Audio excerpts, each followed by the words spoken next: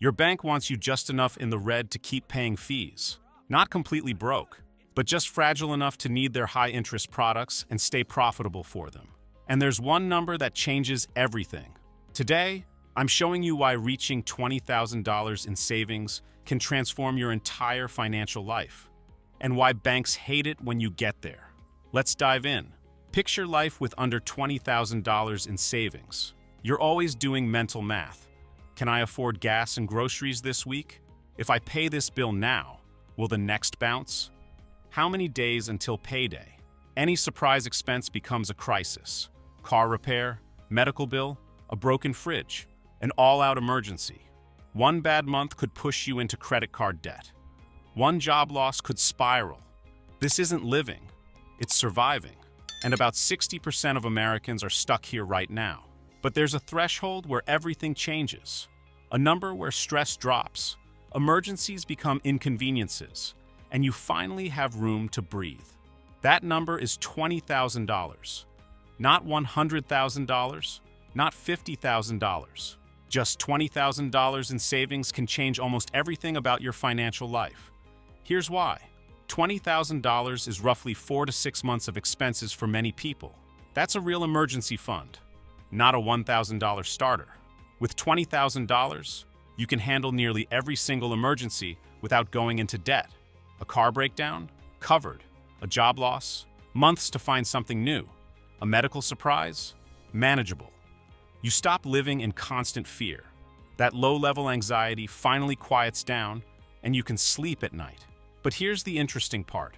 Once you cross $20,000, you become unprofitable for banks. And they don't like that. Here's how banks make money from regular people, and why $20,000 changes the game.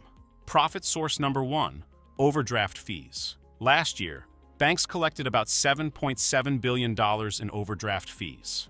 That money comes from people who dip below zero. A $5 shortfall can trigger a $35 fee, and multiple transactions can rack up more.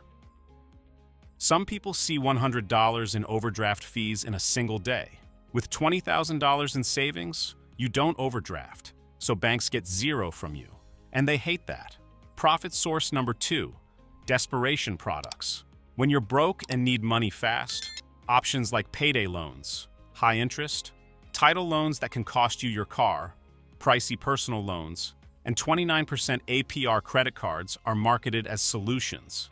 Desperate borrowers pay premium prices and don't shop around or negotiate. With $20,000, you're never desperate. You can transfer what you need from savings. No loan, no interest, no fees, no profit for anyone. They really hate that. Profit source number 3, credit card interest. The average American with credit card debt pays more than $1,000 a year in interest. Money to the bank for nothing. Those under the $20,000 threshold often carry balances and treat cards as emergency funds, paying minimums and letting interest pile up. With $20,000, you pay your balance in full each month, enjoy rewards, and incur zero interest. The industry even labels people like this as deadbeats because you're using their product profitably, not being exploited.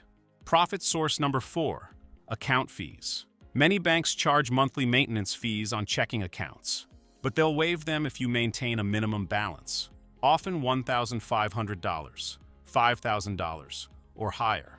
People below $20,000 frequently can't meet those minimums, living paycheck to paycheck, with money coming in and going right back out. So they pay around $12 to $15 a month just to keep an account. That's about $150 a year to hold their cash.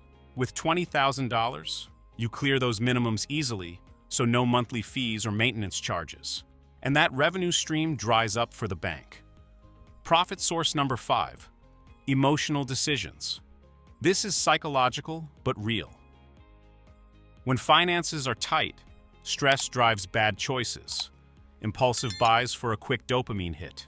Rushed decisions because there's no time to shop around. And high-interest financing because you need the item now. Stress makes you more profitable for lenders. You're easier to upsell, pressure, and squeeze. With $20,000, you make calmer choices. You can walk away from bad deals, wait for sales, negotiate, and say no. That cushion protects you not just from emergencies, but from your own stress reactions, giving you the mental space to think clearly about money. Psychology shift at $20,000. Below that threshold, you operate in scarcity mode. Every decision is a survival question. Can I afford this? What if something goes wrong? You hold back on risk, and scarcity brain is exhausting. Constant calculations, perpetual worry, and little room for long-term planning. Once you have $20,000 in savings, you begin to operate from a mindset of abundance. Not billionaire abundance, but enough to provide basic breathing room.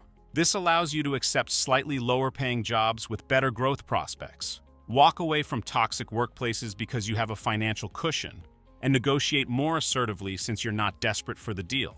Having options changes everything. With $20,000 saved, you gain flexibility. For example, imagine your boss is treating you poorly. You know you should leave, but you're living paycheck to paycheck with no savings, trapped and unable to afford even a missed paycheck. Your boss then has power over you, knowing you can't walk away. However, with $20,000 in savings, you could leave today if needed. You have months of financial runway to find a better opportunity, and your boss's control diminishes. The same principle applies to buying a car, searching for an apartment, negotiating salaries, or pursuing business opportunities. When you're broke, others hold leverage over you. When you have $20,000, you hold the leverage. So, how do you reach $20,000? It might seem impossible if you're starting from zero. Identify the gap, review your income and expenses. Is there even a small difference, like $100 a month? That's your starting point.